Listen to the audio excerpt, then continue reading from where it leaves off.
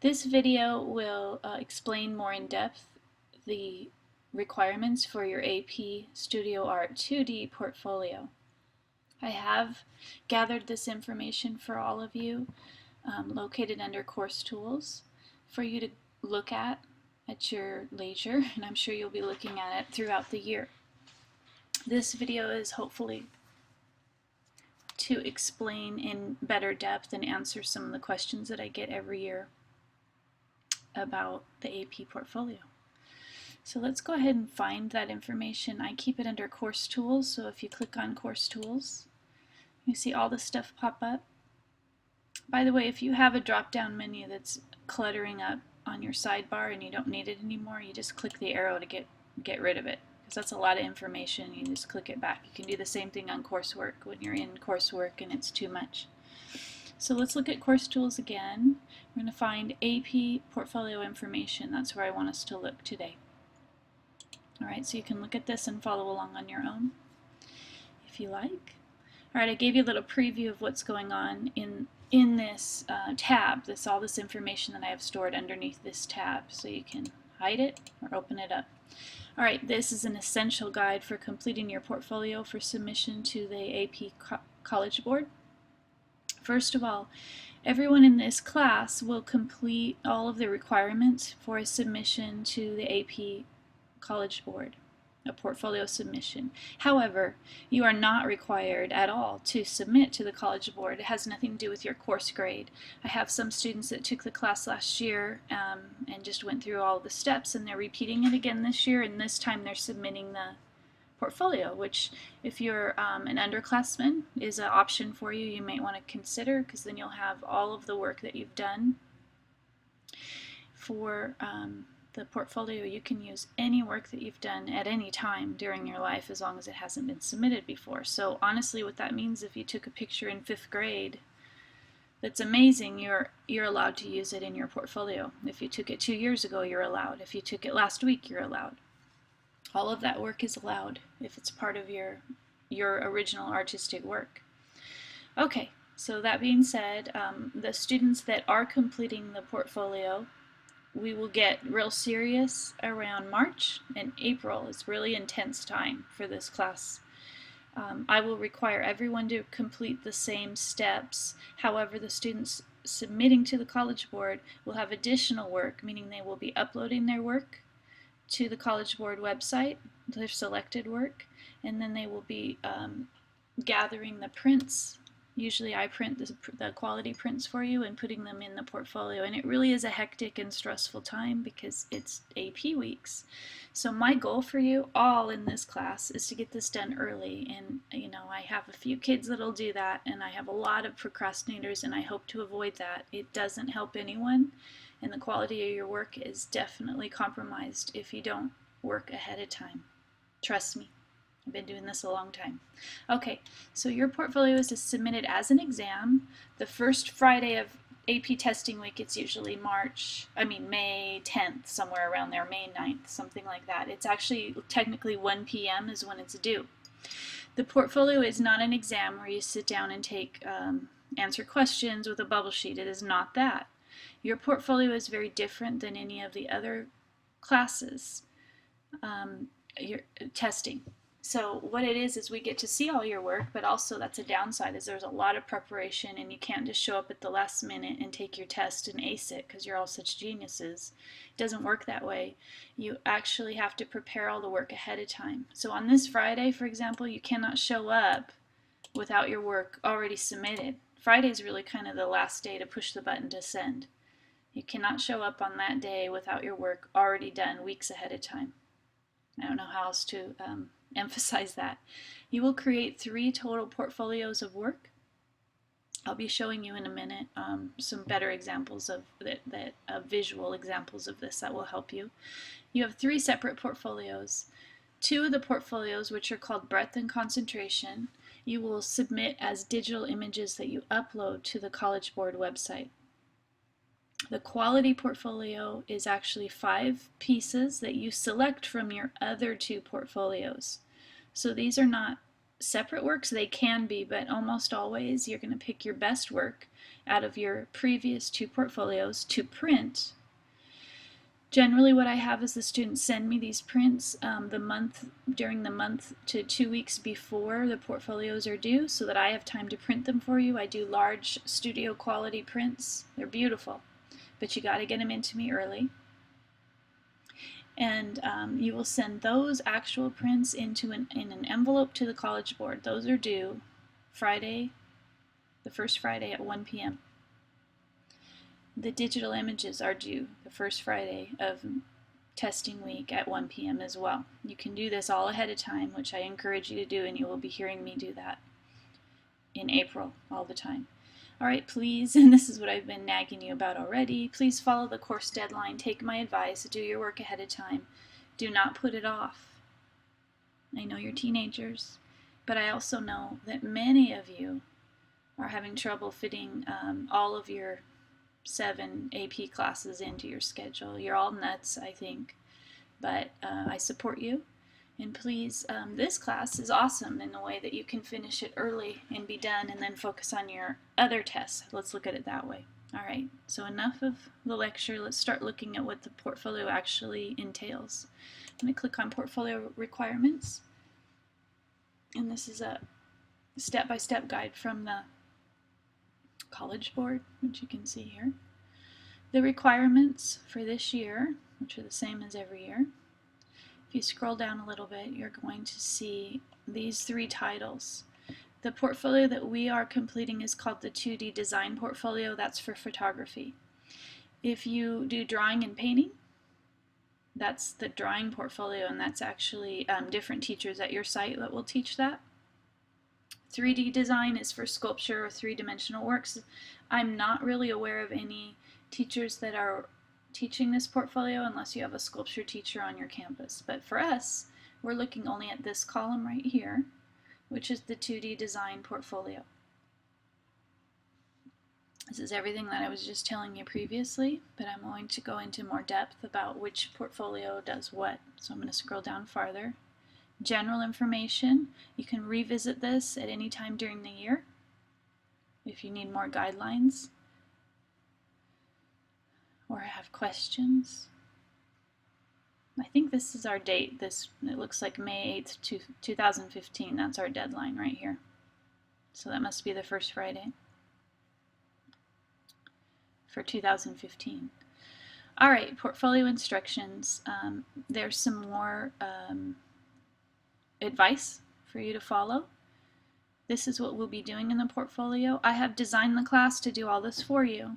Okay, so you don't really need to, as long as you follow my directions, worry too much about having the right things in your portfolio, as long as you listen to me. This particular sentence right here, that's what we work on in fall semester for breadth. Those are the principles and elements of art. Okay, and I'm going to walk you through all those. You will see shortly during the class that I give you assignments based on all of these principles and elements. All right, and for the 2D portfolio, it's telling you that you can't submit things that are 3-dimensional or objects. Okay. All right, and these are the other 2 portfolios if you're interested in those. All right, I'm scrolling down kind of quickly because it goes into more depth on each section. All right, quality. Quality is actually the very last portfolio that we complete. We usually do this towards the end of April. And the reason for that is quality is your best work that you're going to showcase. So think of it as a gallery show for your work, but you only get to pick 5 pieces. So quality I always do at the end. When you finish your breadth and concentration portfolios, we decide to showcase it, pick your 5 best, your very 5 best, and then we print them out. For photography, we print them out beautifully. They look wonderful. This is great when you get to see these done. And then we put them in the large envelopes we get from AP, and we send them in the mail on May 8th this year. Okay, these are some guidelines on what you can and can't do. And I have all of this for you. If you get your work to me in time, I'll be able to print it for you and bring it for you along with the boards. If you do not, if you're a procrastinator, then you're on your own, and it's difficult to find places to print these for you correctly. So again, I'm going to encourage you to finish your work on time. Okay, so quality portfolio is when you're completely done and you pick your 5 best to show off. Okay? You can include more if you're including details, but that's only for 3D design. That's not us. Okay, sections 2 and 3. This is where we're going to spend more time. All right, I'm going to actually look at breadth first. This is your other 2 portfolios. The reason for that is that we spend fall semester investigating breadth. So you'll be completing your portfolio for breadth in the fall semester. After we do the review work, which is the first few weeks, then we work on breadth. So what that means is all of your work from fall semester you're going to save in your portfolio that you're building for me, the Behance portfolio, in breadth. So I want you to save everything, because what we'll do at the end of the semester is narrow down to your 12 best, and that will be your breadth portfolio. Okay, so this is what breadth is that you're working on a variety of technical approaches to photography. You're experimenting is one way you could put it. You will explore each of the elements and principles of art. Follow all my assignments. If you have your own work that you want to add to it too that is not part of my assignment, you're absolutely allowed. And just when we start analyzing and narrowing down your portfolio, you show it to me and we can discuss whether or not it fits in the portfolio. So for breadth, we'll work on that up until Christmas, and you select your 12 pieces, your 12 best photos as your final breadth portfolio. But in the meantime, you should have several dozen that are assignments and anything else you want to add. Okay, so that's breadth portfolio we'll be working on in the fall. Let me scroll back up here. Starting in January, from about January to spring break, we work on the concentration section of your portfolio. The concentration section of your portfolio is where you choose one theme or idea to explore through a series of photographs. We do a lot of work in the first week that it helps you understand exactly what that means. This is the one that I get a lot of questions about. What does that mean, a concentration? Concentration means that you concentrate very heavily on one idea or theme and then you explore that. So let me give you some examples. You could use hands. I know that sounds kind of silly, but you can concentrate on the idea of hands, what they do, how they look, different lighting, what hands do, hands telling the portrait of the person. And that would be your entire portfolio, would be photographs of hands, but you wouldn't just be static with it. You would explore that idea in different ways and come up with and work with me on how to really explore that idea and show growth. So you have an idea, but then you also show some growth that you explored the idea, and sometimes it turns into something else. So don't worry. For the concentration section, this is a lot of work. I give you specific assignments in January and February to explore each of the genres in photography. That usually helps students narrow down what their concentration idea will be. For example, we'll do landscapes, and if you decide you're really good at landscapes, then you might choose an element or an idea or a theme in the landscape to create your concentration. Maybe black and white photographs of the beach. Okay? We will work on this in the spring semester up until spring break. After spring break is when we do quality portfolio. So that's how I have my year planned out. It's important that you keep up. 12 images will be your final portfolio for concentration. 12 images will be your final concentration, your final portfolio for breadth. So you'll have a total of 24 different photographs required from this class. That does not mean you take 24 photographs. That means you take hundreds of photographs and you pick your best 24. Out of those 24, you pick your best 5 to submit for quality. Okay. The end of this is just kind of giving you an idea of how to visually plan it out. Some people like diagrams. Here's a visual diagram about your portfolio. So here's your 3 portfolios: concentration, breadth, and quality.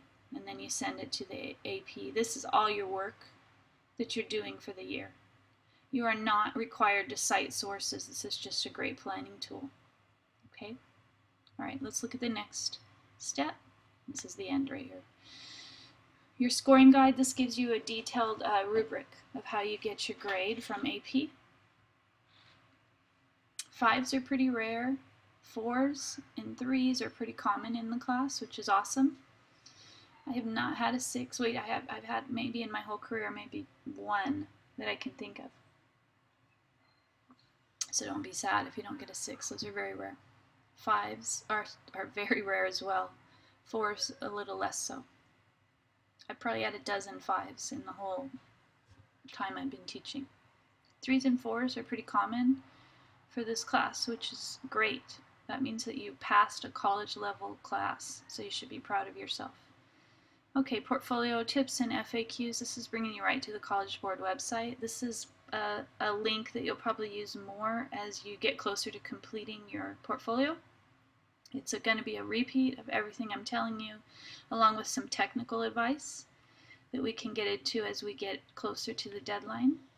This link right here is demonstrating what it means to digitally submit your work for your portfolio. The digital submission actually opens in January, so if you're very motivated, you can start uploading your work in January. Now, uploading it doesn't mean that it's submitted. You can use this as an area where you work out your ideas. You can upload your 12 that you think you have for now, but when it comes to May 8th, you can change it before May 8th. So it's sort of a work in progress idea. You can start doing that again in January. I'll give you your access and you'll be able to start uploading your images. You don't finally submit them until May 8th. Okay, a planning guide for your portfolio. This is sort of like your visual guide. This is just for all the portfolios, the art portfolios. If this helps you, this planning area where you can kind of write notes or see what it looks like. These are the 3 portfolios. And quality is the one where you select your 5 best. And I also have included examples from past years for you. I know it's kind of small, but I haven't updated it since 2013. I haven't added last year's. I'll try to do that for you. But this gives you an idea of some of the portfolios that have been turned in.